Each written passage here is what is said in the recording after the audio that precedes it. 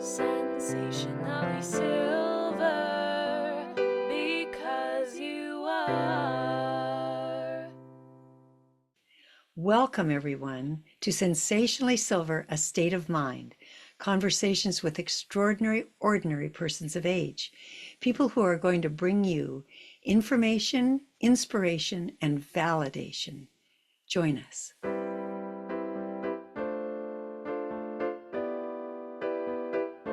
Hi, everybody. Welcome to Sensationally Silver, A State of Mind, conversations with extraordinary, ordinary persons of age, people just like you and me. And my guest today is someone who has had an extraordinary experience. My guest is Grace Babulka, and she's had a very profound near-death experience. I suppose that's redundant. I suppose any near-death experience is going to be extremely profound. But Grace is going to share with us a little bit about that experience, but also about the ramifications for life. Once she or anyone else has been through this kind of life-changing event, what does that mean? How does that affect life as we live it? So welcome, Grace. I'm so glad you're here today with me. Thank you, Robin. Thank you. I heard Grace speak at something that I attend, which is a monthly meeting of people who are interested in near-death experiences. And so, Grace, I want you to tell our viewers and our listeners a little bit about that story and that event for you, if you would. Yeah. Well, thank you, Robin. As you were introducing me, the two words that jumped out were that this program is about ordinary people who have had extraordinary experiences. And that is so me, Robin. I'm an ordinary person. I had no idea that this event would have happened to me, and it was extraordinary. To this day, it remains extraordinary. I had a situation that happened to me that I didn't ask for. I didn't know what it was. I was a trauma nurse all my life and mother of two children, and I was pregnant. And I worked really hard at the hospital that day as a hospital supervisor and wound up with a fever of over 107. I was 7 months pregnant, and the baby went into distress as I got sicker. They took me back to the hospital where I worked, and all my friends, all my buddies were joking. And then when they realized what was going on, they didn't joke very much anymore. In a matter of hours, I was in septic shock, and they were stat paging all the doctors and the residents and doing whatever they could to get my vital signs back and to save me and save the baby. And in the process, Robin, and for all the listeners out there, again, this was an extraordinary moment, but what I'm describing is something that happens to many people. And at the time, I didn't know that. I was a nurse. I had been a nurse, graduated from Villanova University in 73. This happened in 84. So for, let's see, here we are with the math again. For 11 years, I was telling my patients that had tried to tell me these stories. It's probably you didn't have enough oxygen going to your brain, or it could have been the medication we gave you. It could have been the morphine, or maybe you just had a really weird dream. And when when they could not bring me back to life at that moment, I left my body. I was looking down at myself on the stretcher, and I was watching them trying to get a pulse, trying to get a blood pressure, trying to get an IV line in. I was at that moment out of excruciating pain. Prior to that, I was in horrendous pain. And again, flipping back to my years as a nurse, people that looked like they were dying, it looked horrible to me. And looking at myself being resuscitated, that looked horrible to me. But it didn't matter anymore. I was not in pain. I was not suffering. I described it in my presentation that Robin heard me say at the Santa Barbara International Association for Near-Death Studies, that it was kind of like when you're driving by roadkill and you look, but you don't want to look. You know, it's awful, it's ugly. That can't be me. And I tried to communicate with the people that were my coworkers, but they were in distress. They were yelling and screaming. And finally, I left that room. I left that hospital room and went through this extraordinary experience where I saw I saw my life. I saw in the most wonderful way um, things that I had had upside down and backwards. It was the most um, enlightening experience. I understood things that I had not understood before. Simple things about how my life had affected others. For example, I'd come home from work and I'd be tired and have my uniform on. The kids would be crying, the dogs wants to go out, and I would be brushing them aside trying to make dinner. And I would be able to, in this experience, see that um, they wanted me. Um, and it was like, oh, I get it. I get it. And I was able to sense and feel the effect that I had on other people. I shared the story of when I was in first grade and I stole a holy card. I grew up Roman Catholic off of sister's desk from a spelling bee. I stole it. And right away after recess, I was so guilty, I put it back. And the nun never knew that I did it. But I knew sister's feelings and how disappointed she was that a first grader would steal, you know? So I learned so much and I didn't want to return. And again, everybody's NDE, near death experience is different, it's unique to them. But I came back, I was directed back. I didn't want to go back, but I acquiesced. And my life changed, everything changed. Now, at the time, again, as a nurse, when we bring somebody back from that kind of situation, we're all happy. And I was furious. I was mad at them. I wouldn't look at the nurses. My baby was born. The head nurse, Mrs. Ciccatelli, said, "Do you want to baptize him?" And I'm like, "It's a little boy." Yeah, go ahead, baptize him. You know, I was so confused about what happened. And I tried to tell people, and they would give me the same line that I would, and the nurses and the doctors. Well, you've been through a lot, you need to rest. And back then, I just didn't know what was going on. In fact, I was told that if I didn't shut up, I would get locked up. That, and my husband said he'd lock me up.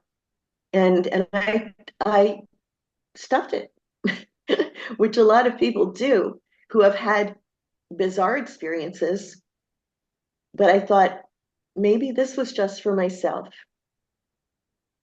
So Yeah. when you described the bizarre experience that you had that certainly felt bizarre to you, this was after you'd been in the operating room where everybody was trying to revive you.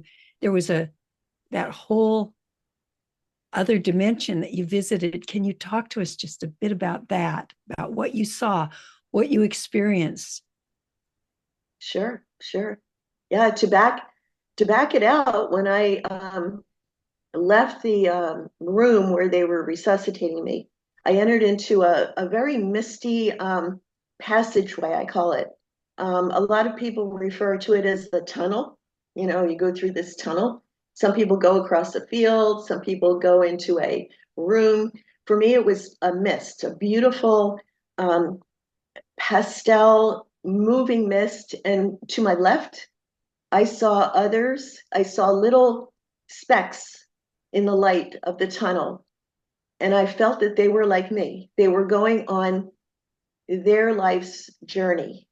They were all going in different directions, and I was in my mist, but I felt comforted that I was not alone.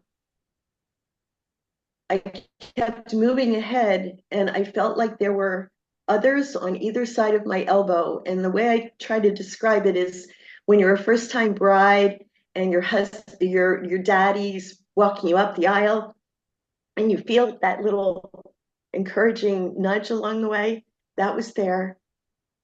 I heard the most beautiful music, and I teach violin.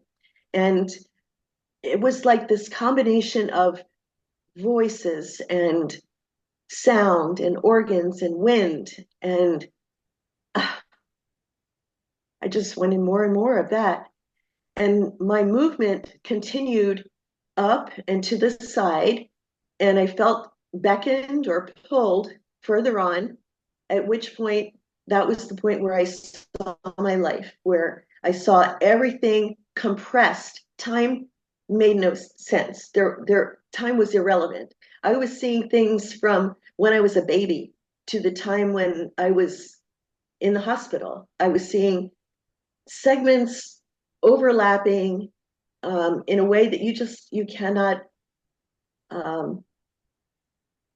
It's ineffable. There's no words to describe how you can see everything at the same time to the depth and the understanding. And I wanted to go past that, and I was allowed to see what I call to the right another passageway through this mist. And the mist was getting warmer and brighter, and I was feeling so excited, so endeared, so loved by what was ahead. And being a nerd, to the right, I saw what I only call is a library. And it had everything in it. It had answers to questions that I couldn't even begin to formulate, things having to do with universal truths and philosophy and history. And it was like, oh, I want to go there. And that's the point at which I could go no further. It was like someone that knew better, someone, some it, something, I call it God, but I didn't go that far. Some beautiful, benign, wise presence said, your work's not done. You need to go back, take all that and take it back. So Robin, I don't know if I was able to compress all the things in my misty tunnel, but I think that the point was that once released from that awful looking resuscitation scene, the pain went away. The fact that I was with others, the fact that I was learning and doing the things I love, yeah. I think that's what made it unique. And then to come back and have that experience ignored, disbelieved, told that you're acting crazy, and if you don't stop it, you're going to be punished for that.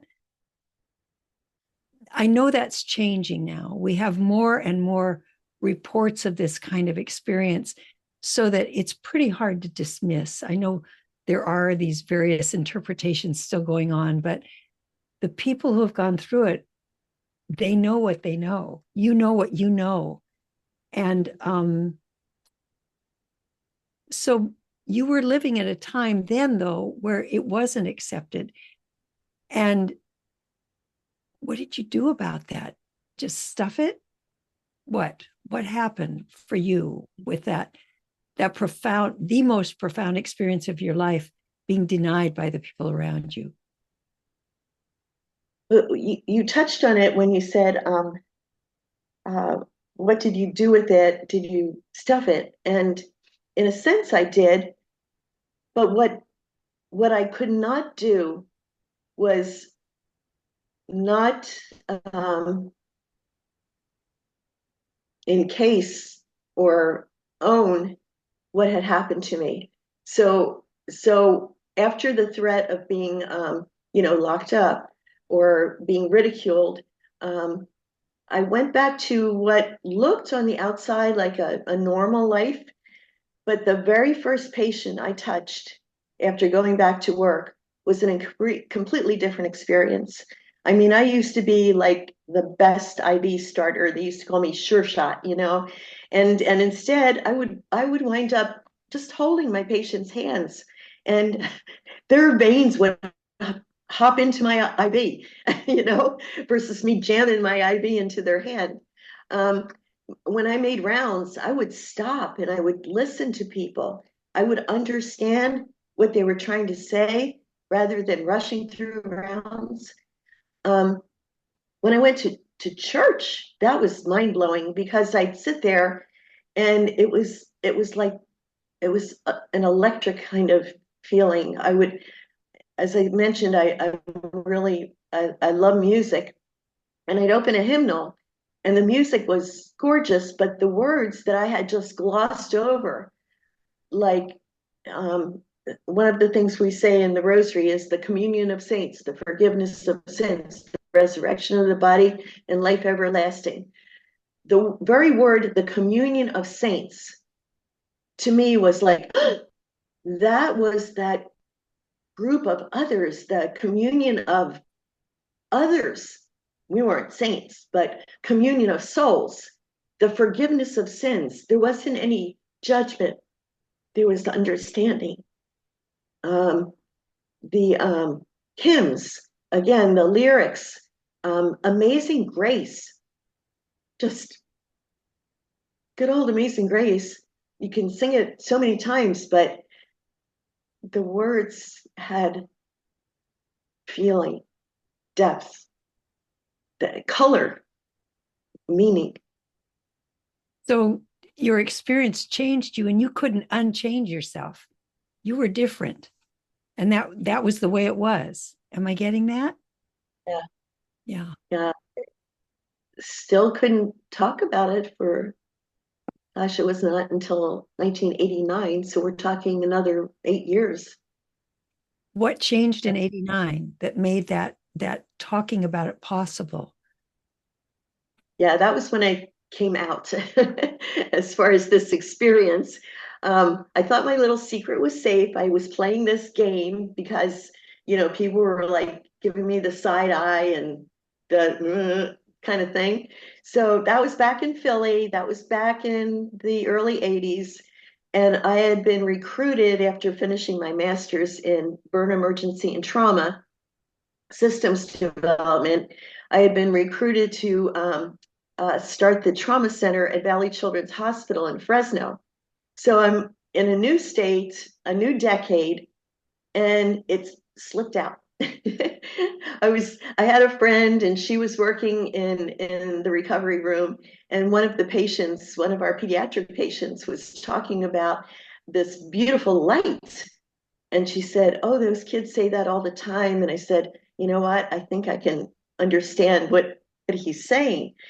And she said, "What are you talking about?" And I said, "Well," and I gave her like the shortcut version to check it out. And she said, "Well, that's what the kids are all saying when they come out of anesthesia or the ones in the ICU." So she goes and tells an anesthesiologist. He tells another anesthesiologist. Next thing you know, that second anesthesiologist was a connection with the talk about synchronicity. I connected with the University of Virginia's Division of Perceptual Studies, which studied near-death experiences. So this anesthesiologist says, "Would you be willing to fill out some paperwork?" I said, "Sure, no problem." I'm thinking, uh-oh. People are going to know about me. And they sent me a packet of information and I filled it out. And then they sent me a bigger packet. And when I finished filling it out, they said, "You are I was deemed a credible experiencer." And I thought, huh. So I'm a credible experiencer. Well, I thought, okay, that's good. That's fine. That made me feel good. And then I got a call from Life magazine, and I thought that somebody's joking. And it was an interviewer from Life magazine who was doing a special issue of Life in 1995. And she was interviewing different people who had near-death experiences. So I'm talking to her on the phone and she's crying. And it's like, I don't mean to make you cry. I'm so sorry. And she said, this is the most touching story I've heard. And we need your permission to put you in the magazine. I said, yeah, fine. She said, but don't hold your breath because, if there's a news issue or something comes up, we may need to bump the story. Well, I'm standing in the supermarket line and I look, and there, splashed on the front cover, says Life After Death. And it has the picture of this little girl going through the mist. And the cover story was me saying, this is the story, Grace Babulka, blah, blah, everything that I just told you, Robin. And once that was out of the bag, that turned into a series of talks and lectures, people that wanted to hear more. And I was shocked. And I would meet people crying that said they kept this from their children. They're in their 80s.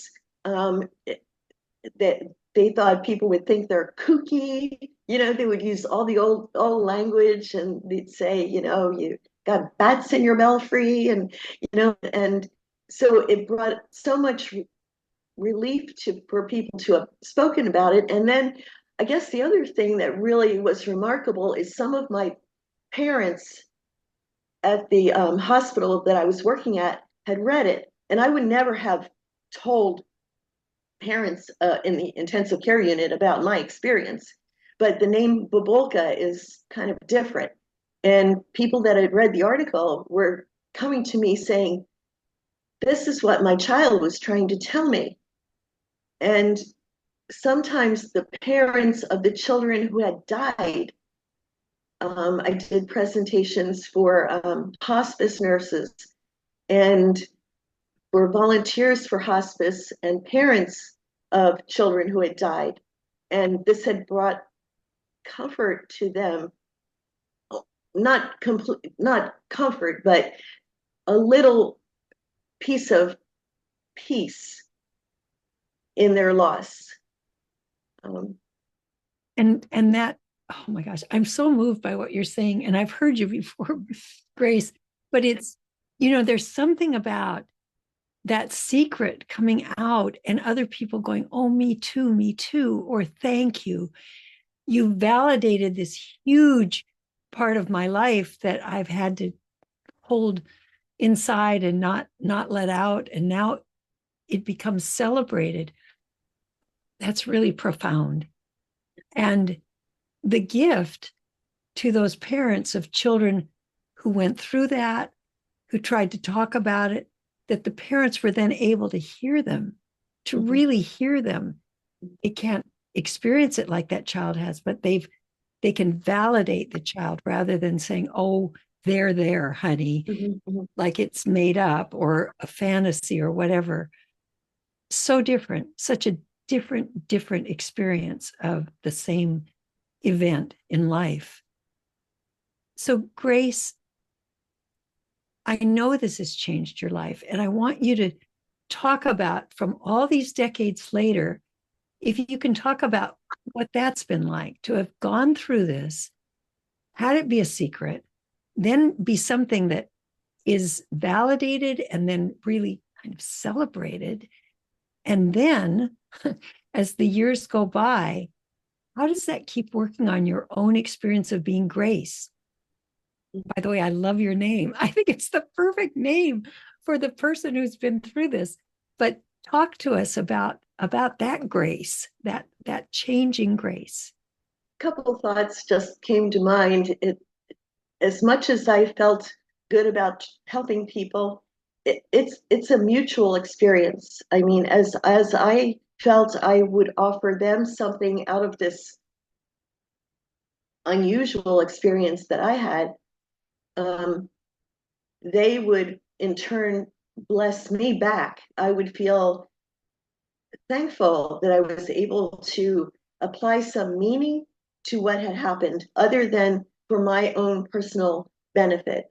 Because for so many years I had thought, well, maybe it's just for me. And in a lot of ways it is in terms of my faith. I I used to hope and believe and say I believe, and I was going to be a nun when I was in seventh grade. I mean, but now there's no believing. It's I know. So I'm more accepting of all kinds of different faith systems, and because we're all trying to figure this life out. And over the years, what has happened is all that NDE, that near death experience, is just always there. It's like always in my back pocket. I can pull it out or contemplate it at night or pull it down as I need to. It's just always there in my being. And it's helped me through divorces.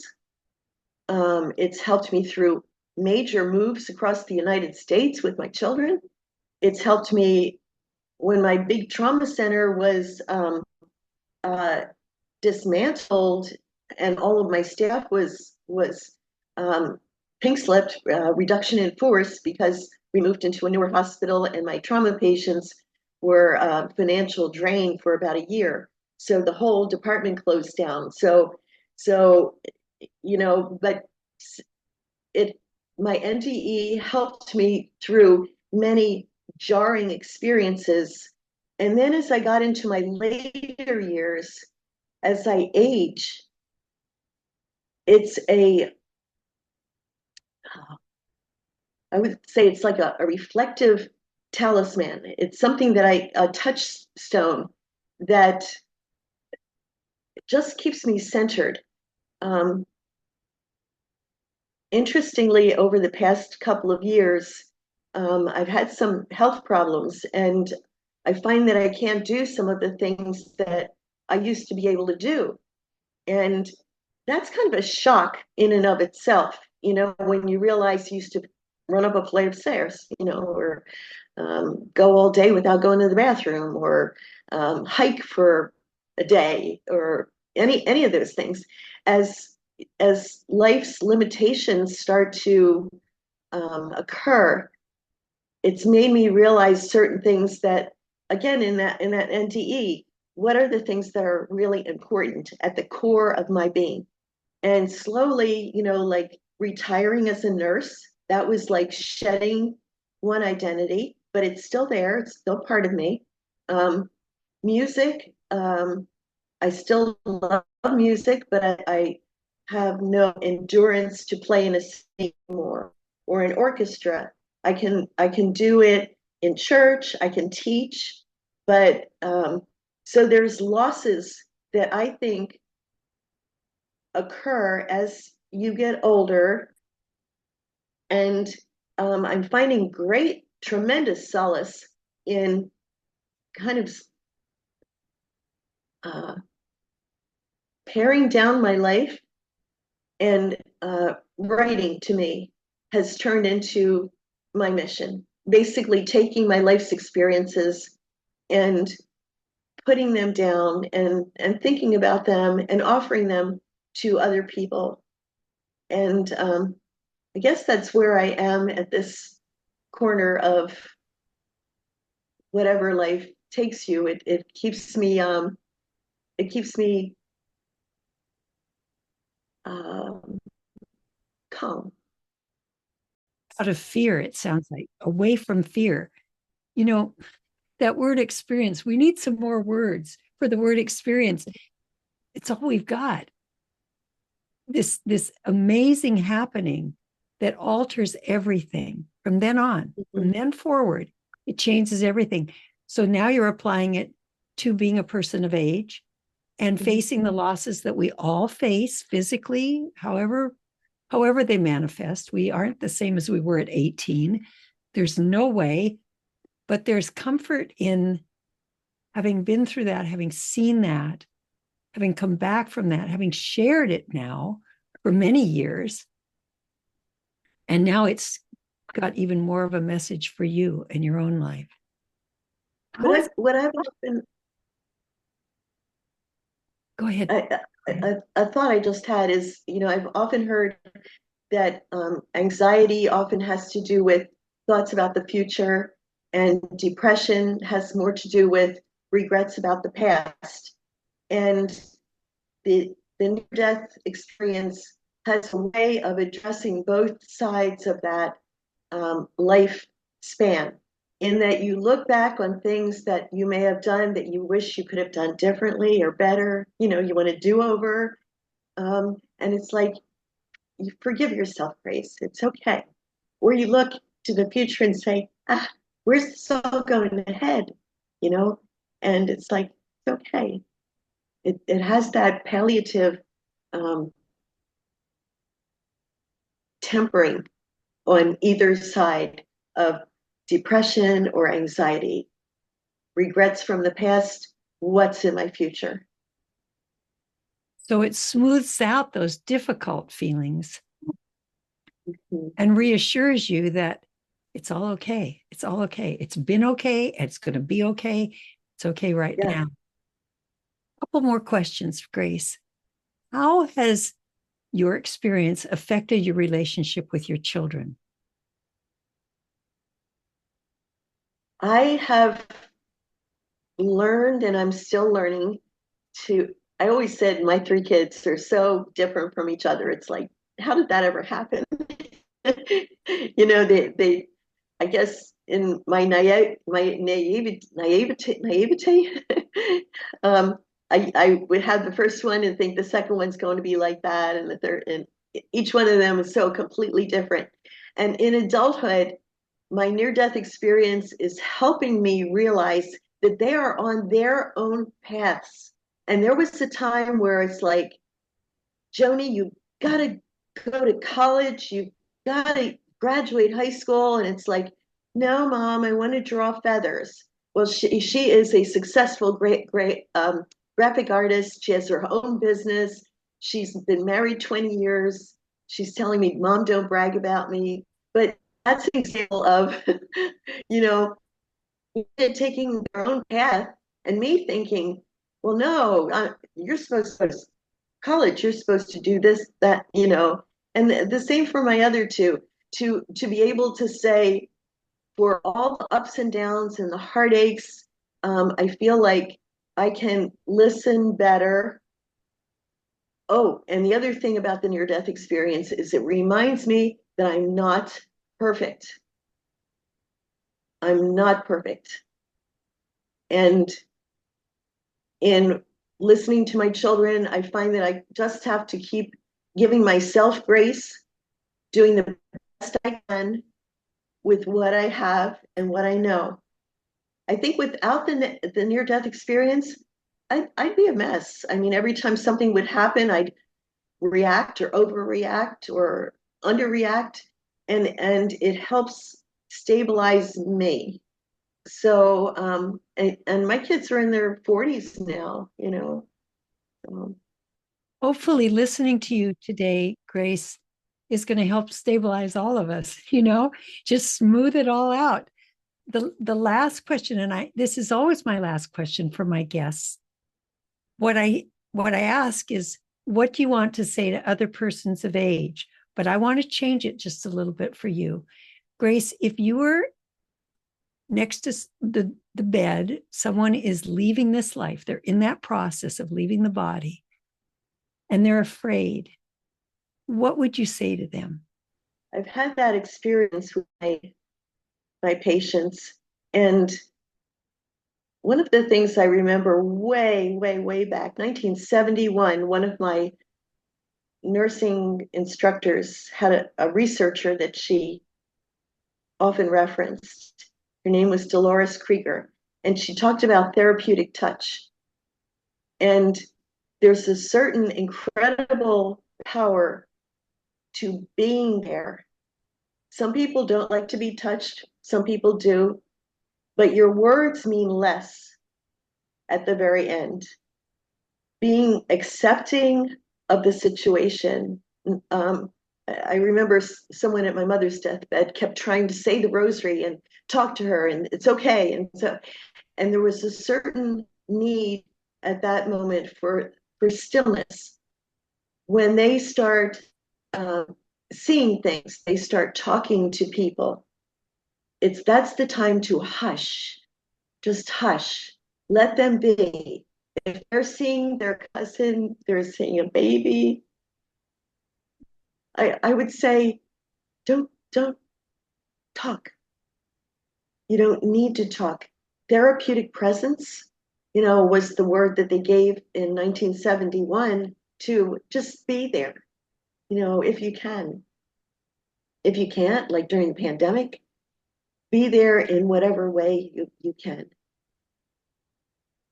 Because we're all packages of energy. So all we have to Yes. just be. We can just sit there and radiate acceptance. And so it sounds like your answer is it doesn't matter so much what you say. What matters is just your intention to be present, to be a witness to this other person's experience. Am I getting that? That's well said.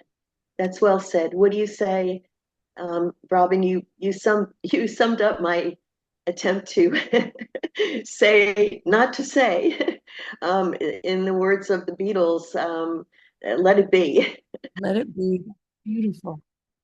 So for all of you who would like to see Grace, when she was speaking to the association in Santa Barbara that deals with near-death experiences, what you need to look for online is IANDS, IANDS, Santa Barbara, Grace Babulka, Bubulka. And that's a very well recorded recording of Grace speaking in detail about her near-death experience. It is truly worth seeing. Sensationally Silver, A State of Mind, is sponsored by Sensationally Silver, a complete hair care product line created especially for people with hair like ours, naturally gray and white hair. Sensationally Silver products can be found exclusively at sensationallysilver.com.